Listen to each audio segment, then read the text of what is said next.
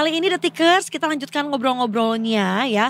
But this time kita mau ngelanjutin obrolan kita yang tadi agak-agak di awal gitu ya. Terkait tentang ada 2 korban dari pendakian di Puncak Karsten itu yang sebetulnya adalah karena hipotermia gitu. Nah meskipun memang kita tidak atau belum mendapatkan informasi langsung dari para pendaki yang lainnya.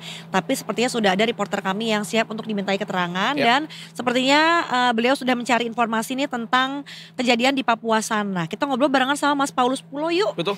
Mas Paulus selamat pagi. Selamat pagi Mbak. Selamat pagi Mas Paulus. Mas sehat Mas? Sehat Mas. Sehat. Ya, terima kasih Mas udah mau melaporkan langsung dari sana. Ini mungkin tadi kita sudah membacakan juga berita yang satu ini. Mungkin juga sudah ada di sosial media, sudah ramai di mana-mana. Mungkin boleh dijelaskan sedikit dari Mas Paulus sendiri. Seperti apa sebenarnya kronologisnya dari 2 pendaki wanita yang meninggal di Puncak Karsten ini? Terima kasih. Detikers dapat saya laporkan bahwa terdapat 15 orang yang melakukan pendakian di Gunung Kartens pada Rabu tanggal 26 kemarin. Dari 15 itu 2-nya itu yang dilaporkan meninggal dunia atas nama Elsa Laksono dan Lili Wijayanti. Dapat disampaikan bahwa pada tanggal 26 sekitar jam 7 sampai jam 9.50 para pendaki melakukan penyeberangan di jembatan Pirolean dan pada Jumat tanggal 28 sekitar pukul 10 waktu 51 mereka tiba di puncak. Dan pada pukul 19.30 mereka dilaporkan sudah sampai di puncak dan mereka mengalami masalah, diantaranya itu mereka kehilangan komunikasi karena baterai handtag mereka itu melemah sehingga tidak ada komunikasi.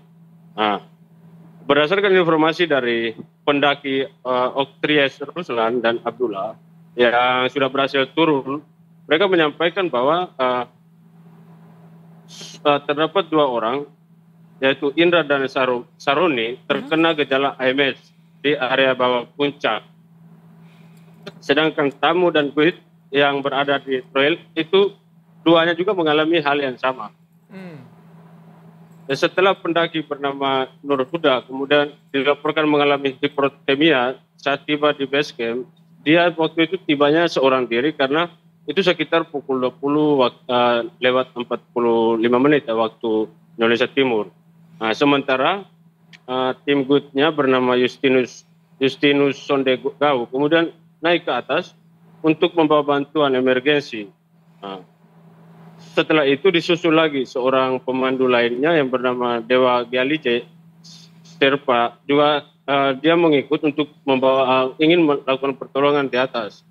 Namun tibanya di sana dia mendapat laporan melalui HT bahwa Lili dan Elsa sudah dinyatakan meninggal pada Sabtu sekitar Sabtu jam 1 lewat jam 2 lewat 7 itu sudah dinyatakan meninggal di Puncak Kartens. Begitu gambaran kronologinya singkat.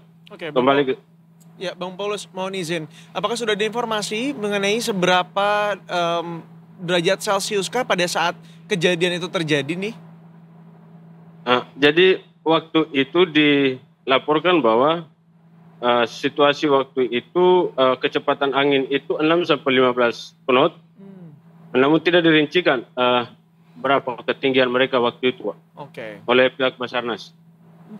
Bang Paulus, kemudian ini juga kan 2 pendaki wanita yang meninggal ini diduga karena hipotermia ya. Bisa diceritakan nggak apakah mungkin kasus-kasus hipotermia atau mungkin AMS atau acute mountain sickness ini udah seberapa sering atau mungkin seberapa umum sih terjadi di Puncak Jaya ini?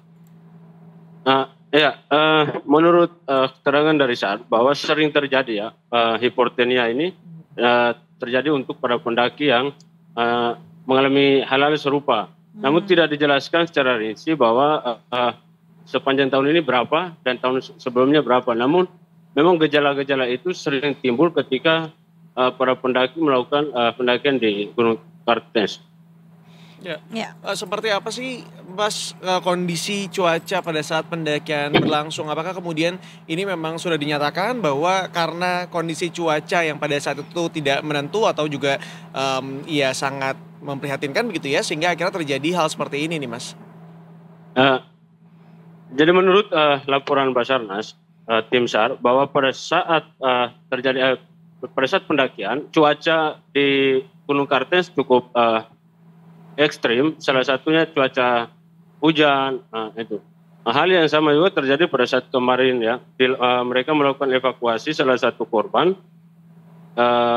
Itu juga terdapat kendala, sehingga salah satu korban lainnya itu belum dievakuasi, baru dievakuasi pagi ini sekitar pukul 6.50. Iya. Demikian. Nah itu proses evakuasinya Bang sesulit apa sih gitu? Karena kan kita juga mendengar bahwa terutama untuk korban ya dari pihak keluarga meminta jenazahnya untuk dikirimkan ke Jakarta begitu. Apa yang menjadi halangan-halangan untuk membawa kedua jenazah dua pendaki wanita yang meninggal tersebut turun ke bawah Bang? Salah satu kendalanya itu faktor cuaca. Jadi kemarin dari pagi ya mereka berusaha untuk melakukan evakuasi, namun terkendala cuaca. Ya kemarin itu hujannya cukup, intensitas hujannya cukup tinggi, sehingga menyulitkan pendaratan helikopter pada saat melakukan evakuasi. Sementara pagi tadi, menurut Basarnas melaporkan bahwa situasi pada saat evakuasi cerah, sehingga tidak membutuhkan waktu yang lama untuk melakukan evakuasi. Baik. Dari kabar yang kami dapatkan katanya memang per hari ini para jenazah ini akan dikirimkan langsung ke Bandung. Apakah itu betul, Bang Paulus? Dapat saya sampaikan bahwa per hari ini dua jenazah korban di Gunung Kartens masih berada di Rumah Sakit Umum Daerah Timika. Oke. Pihak Basarnas juga sudah saya tanyakan, namun belum ada informasi terkait dengan jadwal keberangkatan mereka kembali ke kampung halaman mereka. Ya, Bang, ini kemudian untuk para pendaki yang lain gitu ya, pada saat kejadian AMS atau acute mountain sickness ini, apakah memang ada yang kena juga ke yang lain gitu meskipun nggak sampai hipotermia dan akhirnya meninggal dunia begitu ya? Kondisi yang lain tuh dari para pendaki seperti apa sih? Apakah sempat melakukan wawancara atau mungkin mendapatkan informasi juga? Kalau untuk yang mengalami gejala itu ada. Jadi ada dua orang, dua orang mengalami gejala itu pada saat itu mereka sudah turun sama mereka berhasil dievakuasi. Mereka setelah berhasil dievakuasi dan mereka mengalami AMS itu, Mbak. Oke.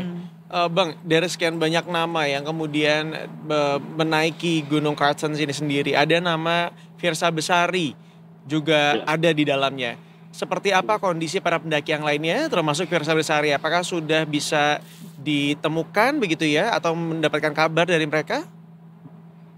Untuk 13 pendaki lainnya, salah satu penyanyi ya, itu dilaporkan bahwa dalam sehat, kondisi sehat, dan mereka masih melakukan pemeriksaan lanjutan ya, pemeriksaan kesehatan lanjutan untuk memantau perkembangan kondisi mereka pasca kejadian itu. Ya, apakah mereka para pendaki lainnya masih berada di sekitaran gunung puncak Kartens ini atau mungkin sudah berlenggang ke luar pulau nih, Bang? Untuk mereka yang berhasil masih hidup, itu posisinya mereka sekarang waktu kejadian mereka langsung dievakuasi menuju Timika. Pada saat bersamaan dengan melakukan evakuasi korban satunya itu. Berarti sampai dengan saat ini keseluruhan pendaki alias 13 pendaki ini semua sudah berada di Timika begitu ya Bang ya? Ya, mereka sekarang berada di Timika. Oke. Apakah kemudian ada standar keamanan khusus nih untuk para pendaki yang saat ini ingin menaklukkan Puncak Jaya? Berhubung saat ini beritanya sudah ramai begitu ya di mana-mana, apakah mungkin akan diperketat atau seperti apa Bang? Menurut keterangan dari Pak Kabid Humas kemarin bahwa kedepannya akan dilakukan pemeriksaan dari sisi kesehatan agar bisa memastikan para pendaki dalam kondisi sehat dan tidak terjadi hal-hal seperti ini lagi. Itu nanti diperketat lagi. Oke, berarti memang sebetulnya ada indikasi ya Bang untuk dua korban meninggal ini itu kondisinya kurang sehat apa seperti apa nih sebelum melakukan pendakian? Ini dari pihak rumah sakit belum memastikan ya bahwa apakah posisi mereka pada saat pendakian ini kondisi mereka dalam keadaan sehat atau ada gejala lain. Namun mereka akan dari pihak TNI Polri akan memastikan bahwa pengawasan akan diperketat untuk menghindar jangan sampai terjadi hal-hal serupa. Ya, tapi sudah dikonfirmasi tidak akan ada penutupan untuk sementara waktu ini ya, tetap akan ada, namun dalam kondisi ada pengetatan begitu ya. Ya betul. Baik. Bang terima kasih. Terima kasih banyak untuk laporannya, Terima untuk kasih. informasinya. Ya, kembali ke studio. Ya, terima kasih banyak ya, karena informasi seperti ini sangat dibutuhkan sekali di tengah simpang siurnya pemberitaan yang ada di sosial media begitu ya, Andi. Betul. Karena sudah semakin kemana-mana dan tentunya ini merupakan pelajaran untuk kita juga seperti yang disampaikan Tripama tadi, bahwa ya penting untuk kita kemudian berpikir kemungkinan terburuk yang akan terjadi di sana gitu ya. Karena baik lagi kan kalau nyampe ke sana kan sangat susah sekali. Kayak tadi juga disampaikan, komunikasi aja sempat terputus gitu. Dapat dibayangkan apabila ya kekurangan misalnya jaket atau penghangat dan lain sebagainya.